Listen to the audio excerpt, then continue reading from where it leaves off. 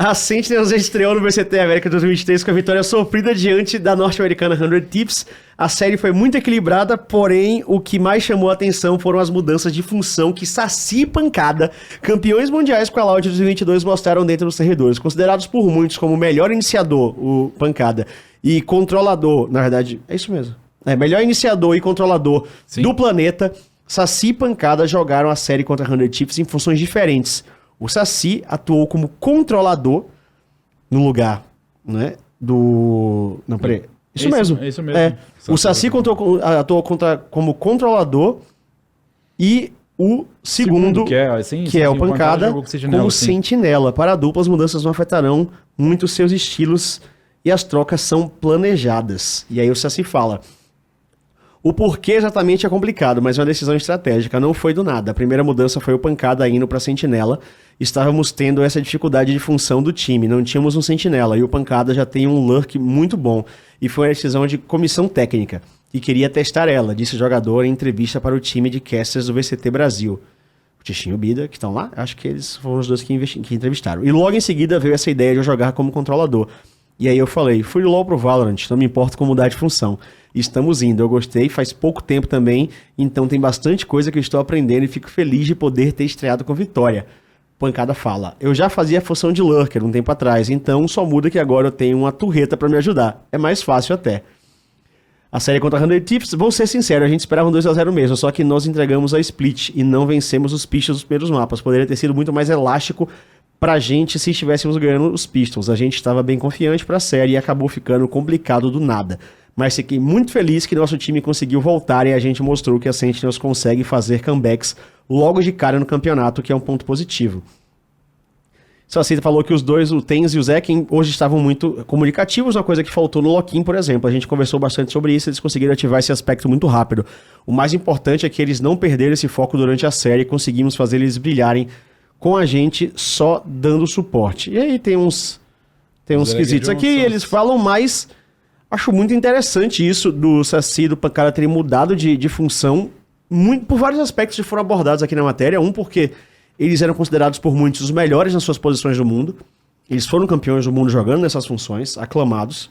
Né? Eles foram contratados por causa dessas funções e mesmo assim teve uma leitura, segundo o Saci, de comissão técnica e eles mudaram de função, que é uma coisa que no FPS, principalmente no Valorant, que tem muito poder, né, ativações com habilidades, essas coisas contam bastante.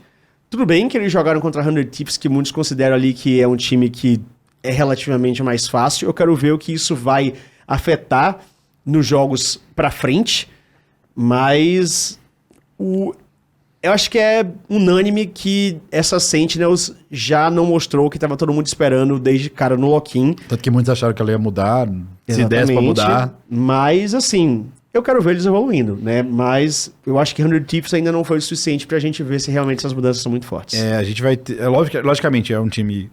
Qualquer time é time, mas é um time que eles esperavam 2-0, como eles falaram. E se você vai fazer esse tipo de mudança, gente, não adianta você testar só em treino. Em treino é uma coisa e em campeonato é outra. Então, se eles tinham isso na cabeça, se era uma mudança que eles esperavam que fazia sentido, contra um adversário mais fraco, que nem o Chap colocou, um adversário que era possível ganhar, mesmo com mudanças, é hora que você testa. Começo de campeonato contra um adversário mais fraco.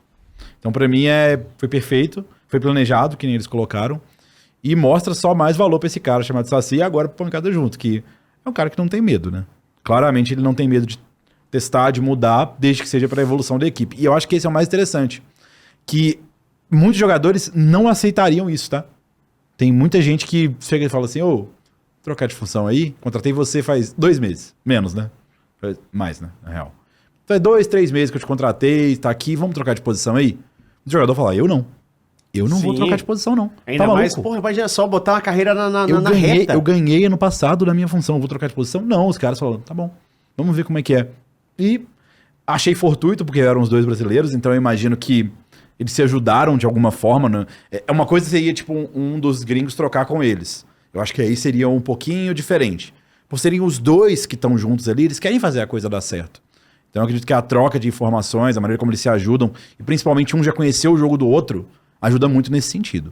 Mas que ainda é impressionante, não é algo usual no Valorant, nem em nenhum lugar do mundo. Sim. É bem excepcional. eu vi uns comentários aqui da galera falando, não, mas a 100 Thieves é forte. Assim, eu tô falando baseado, assim, muito do que, principalmente, eu conversei com a galera no Lock-in. Muita gente, conversei com muita gente no Lock-in.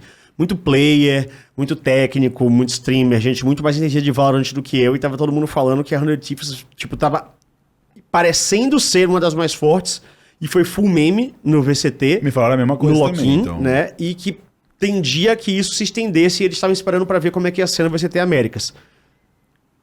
Eu sei que muita gente falava que, de a priori, ela podia ser uma das mais fortes, mas, pelo menos, por todas as informações que eu estava conversando, pareceu que eles estavam, e pelo que eu vi também, pareceu que eles estavam um pouco mais abaixo. A NRG era a favorita norte-americana, porque a gente não tá falando do VCT Américas, e sim de time norte-americano, né? Porque para mim, Loud tá na frente, a Fúria tá vindo muito bem também, MBR acho que tem um pouco mais ali para conseguir evoluir, mas a NRG inclusive perdeu, né, na estreia.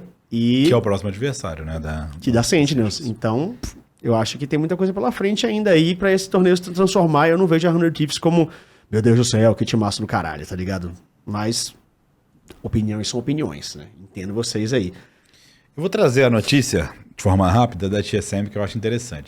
Sim. Porque essa é bem legal e a gente tá falando de NA. Se o pessoal da produção conseguir achar, é interessante essa da TSM. Tem um superchat? Então vamos esperar quando eu chegar nele. Se tiver nele aí, a gente já acelera ele.